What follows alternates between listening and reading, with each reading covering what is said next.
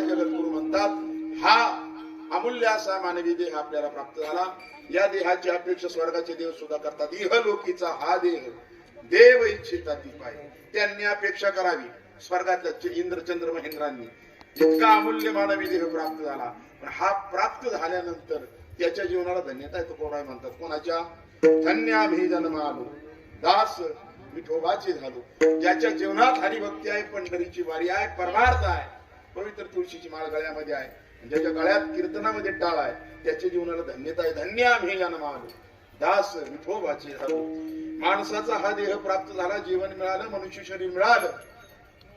या देहाला प्राप्त झाल्यानंतर असं साधन करावं. आयुष्याच्या साधने सच्चिदानंद पदवी घेणे. सच्चिदानंद स्वरूप आपल्या आत्म्याचं आपलं स्वरूप सच्चिदानंद आहे, पण त्याचा आपल्याला विसर झाला. देहाला आपण मी समजू लागलो, परिणामी अज्ञानाला आणि दुःखाला प्राप्त झालो. पुनरपी जननम पुनरपी मरणम पुनरपी जननी जठरेशन. पुन्हा जन्म मृत्यूच्या चक्रात न अडकता सुटण्याचा राजमार्ग म्हणजे या मिळालेल्या आयुष्यात मृत्यू येण्याच्या पूर्वी परमार्थ करून साधन करून आयुष्याच्या साधने सच्चिदानंद पदवी घेणे. पुन्हा एकदा आत्मसाक्षात्कारापर्यंत ज्ञानापर्यंत अवस्था जाऊन हरिभक्तीनं जीवन कृतार्थ करावं. तुकोबराय म्हणतात आम्ही मानवी देहाला प्राप्त झालो, आम्ही आत्मज्ञानापर्यंत त्या ठिकाणी प्राप्ती करून हरिभक्तीनं वैकुंठीचे अधिकारी झालो. नवे नवे आम्ही स्वर्गाची पायरी केली, स्वर्गावरती पाऊल ठेवलं पहिलं आणि वैकुंठ धामात निघून गेलो. तुका म्हणे पावठणी करू स्वर्गाची निशाणी विठ्ठला. सिंधुबाई नारायण कुंजीर उर्फ जिजी यांचं प्रथम पुण्यस्मरण. त्यांचे चिरंजीव श्री बाजीराव आणि सुमनताई त्यांची कन्या आज या ठिकाणी आपल्या मातेचं स्मरण हा परिवार करतोय, आपल्या आजीचं स्मरण करतो.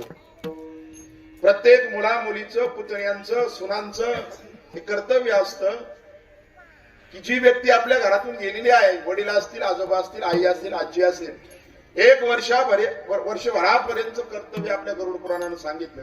वर्षभरापर्यंत त्या व्यक्तीच्या प्रत्यर्थ सर्व विधी शास्त्रोक्त पद्धतीने परिपूर्ण करणं हे उत्तरदायित्व आहे पुढच्या संततीचं. कारण ती संतती आबा त्या व्यक्तींची संपत्ती उपभोगते. तीच संतती महाराज त्याच केलेल्या व्यक्तींचं रक्त आपल्या शरीरात आहे, त्यांचं रक्त आपल्या शरीरात आहे, वडिलांचं, त्यांची संपत्ती आपण उपभोगतो. वर्षभरापर्यंतची सर्व कर्तव्य माणसानं पार पडावी. व्यक्ती गेला 10व्यापर्यंत 10 नैवेद्य ठेवले, 13व्याचा विधी झाला, 14व्या दिवशी त्या जीवाचा प्रवास चालू झाला. त्या ठिकाणी जाण्यासाठी यमधर्माच्या दरबारात जाण्यासाठी वर्षभराचा कालावधी त्या जीवाला लागतो. वर्षभरानं तो जीव ज्या वेळेस यमधर्माच्या दरबारामध्ये पोहोचतो मग त्याच्या पाप पुण्याचा हिशोब केला जातो, निवाडा केला जातो. चित्र आणि गुप्त नावाची 2 माणसं तिथे बसलेली असतात. ती आपल्या पाप पुण्याचा हिशोब करतात. पुण्यवान जीवात्म्याला स्वर्गाची प्राप्ती होते. ज्यानं पाप कर्म केलेला आहे त्या जीवाला नरकाची प्राप्ती होते. आपण जे कर्म केले त्यानुसार काही हजारो वर्ष लाखो वर्ष नरक आणि स्वर्गाची त्या ठिकाणी भोग भोगल्यानंतर फेड केल्यानंतर आपल्याला पुन्हा मग पुढचा देह मिळतो आणि मग एक एक योनी कोटी कोटी फेरा तेव्हा लागे वारा मानवाचा. असा चुकून हा नरदेह मिळतो.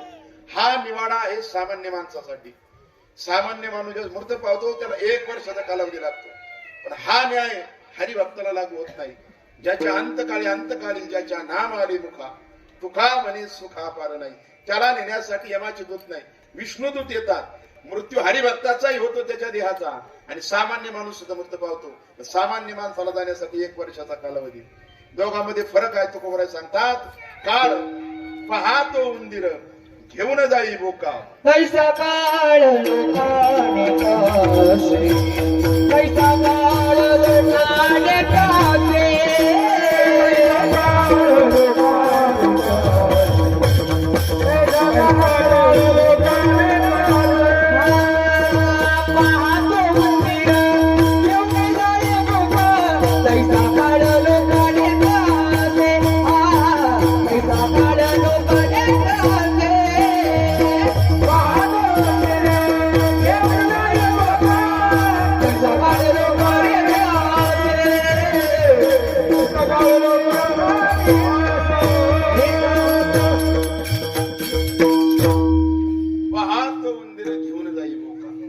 मांजरातल्या तोंडातला उंदीर पाहिलं का तुम्ही कधी? पाहिलं असेल ना मांजरानं उंदीर पकडलेला, पाहिलं का बाबा? पाहिलं तुम्ही, महाराजांनी पाहिलं. तुम्ही बोलले तरी ते बोलले की मांजरानं उंदीर पकडलाय, त्याच्या दृष्टीने दुःख आहे, काळ आहे, मृत्यू आहे. बरोबर असा सामान्य जीव मृत्यू पावतो. पाहत उंदीर घेऊन जाई बोका, तैसा काळ लोकांनी तसे. पण त्याच मांजराच्या तोंडामध्ये त्या मांजरीचं पिल्लू लहान जन्मलेलं ह्या खोलीतून त्या खोलीत त्याला घेऊन जातो. त्याच तोंडात त्या मांजराच्या, त्याला दुःख आहे का? त्याला त्रास आहे का? त्याला यातना आहेत का? तसा फरक आहे. मृत्यूच्या मुखामध्ये हरिभक्तही जातो, पण न्यायाला विष्णुदूत येतात, तो वैकुंठीचा अधिकारी होतो. पुन्हा त्याला जन्माला यावं लागत नाही. सामान्य जीव 1 वर्षाचा कालावधी त्या ठिकाणी जाण्यासाठी लागतो. म्हणून वर्षभरापर्यंत वर्ष श्राद्ध का करावं? वर्षभरापर्यंत कर्तव्य आहे त्या संततीचं, कारण त्यांचं रक्त आपल्या शरीरात आहे, त्यांची संपत्ती आपण उपभोगतो. 13वा झाला, 14व्या दिवशी प्रवास चालू झाला. महिन्याचा नैवेद्य त्या व्यक्तीच्या नावानं आपल्याला ठेवायचा असतो. 14 भरणी जरी झाली तरी तिथून पुढे 12 महिन्यापर्यंत त्या व्यक्तीच्या प्रित्यर्थ 1 नैवेद्य 1 पिंडदान करावं. का? आपलं गरुड पुराण सांगतं, तो जीव महिनाभर उपवासी असतो. महिन्याचा जो नैवेद्य, जो घास तुम्ही ठेवता त्याच्या नावानं, तेवढाच त्याला खायला मिळतो. इतर दिवस तो वाट पाहत असतो महिनाभर, की माझ्या नावानं माझी संतती पिंड ठेवेल, प्रसाद ठेवेल, आणि मग तो खात असतो. 12 महिन्यांनी पोहोचल्यानंतर हिशोब होतो, आणि 12 महिन्या त्याच्या पुण्याला जर काही कमतरता पडली, त्याच्या नावानं आपण अन्नदान केलं, ज्ञानदान केलं, वस्त्रदान केलं, धनदान केलं, सुवर्णदान केलं, भूमीचं दान केलं, त्या व्यक्तीच्या प्रित्यर्थ त्या व्यक्तीला जे पुण्य अर्पण केलं, तर त्याला त्या पुण्याची जोड मिळून कदाचित त्याचा पुढचा मार्ग सुकर होतो. म्हणून तो वाट पाहत असतो. आणि आपण त्या व्यक्तीच्या नावानं किती आपली संपत्ती मोठी असू द्या, आपण जर आपल्या आई वडिलांचं वर्ष श्राद्ध करीत नसू, त्याला विसरून जात असू, तर ते आपल्याला तिथून शाप देतात. गेलेल्या व्यक्तीचा शापही लागतो, आशीर्वाद लागतो, त्यांचा श्राप आपल्याला लागतो. मग नारायण नागबली करायला नाशिकला जावं लागतं. कारण ते काय करतात? अहकटा त्याचे करीती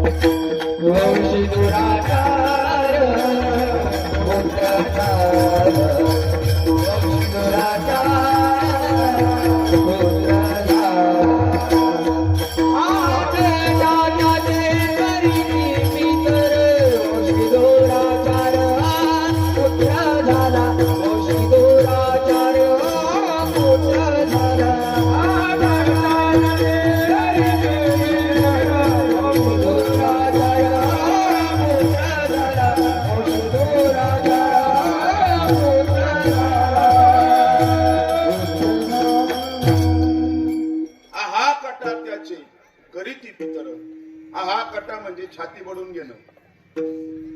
त्यांच्या नावानं आपण त्यांची उत्तर कार्य केली नाहीत, ते आपल्या नावानं छाती बडवतात. हा कटा त्याचे करीती पितर, वंशी दुराचार पुत्र झाला. आणि म्हणून आपण त्यांची सर्व विधी वर्षभरापर्यंत किमान पार पाडावेत. ऐका, पांडवांचे वडील पंडूराजा मृत पावले. पुण्यवान जीवात्मा होता. यमधर्मानं स्वर्गाचे अधिकारी केले. स्वर्गाचे दरवाजे महाराज त्यांच्यासाठी उघडले. 2-3 पायऱ्या स्वर्गात प्रवेश करण्यासाठी पंडूराजा चढलेला आहे, आणि स्वर्गाचे दरवाजे बंद झाले. 2 पावलात पंडूराजाचं पुण्य संपलं. तुम्ही म्हणता आम्ही खूप पुण्यवानी, आम्ही काही पाप केलेली नाही. कोण आहे पंडूराजा?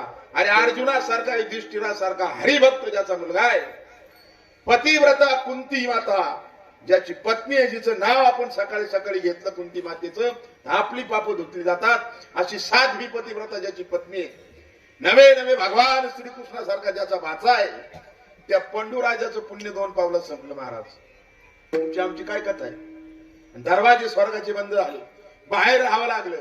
काही दिवसांनी नारद मुनींची गाठ पडली, निरोप पाठवला, खाली मृत्यू लोकात जा, पांडवांना माझा निरोप सांगा, माझ्या मुलांना.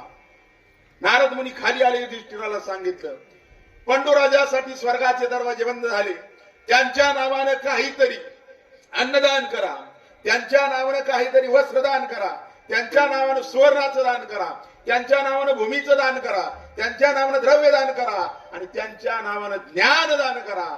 6 प्रकारची दान करायला सांगितली आणि पांडवांनी श्रद्धेनं आपल्या वडिलांचं श्राद्ध केलं आणि हे दान दिलं. पांडवांनी या भारत खंडामध्ये पहिलं वर्ष श्राद्ध केलं, श्रद्धेनं केलं म्हणून त्याला श्राद्ध म्हटलं गेलं.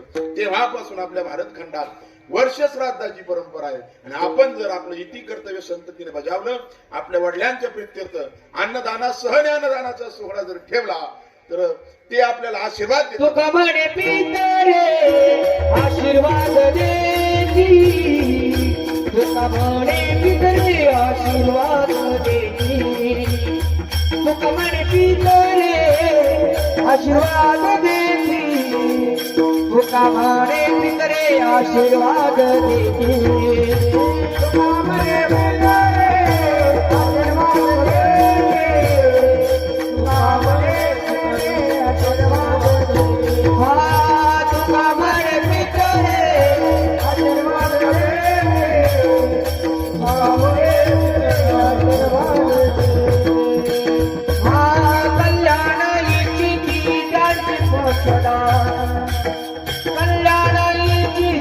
दया गोळा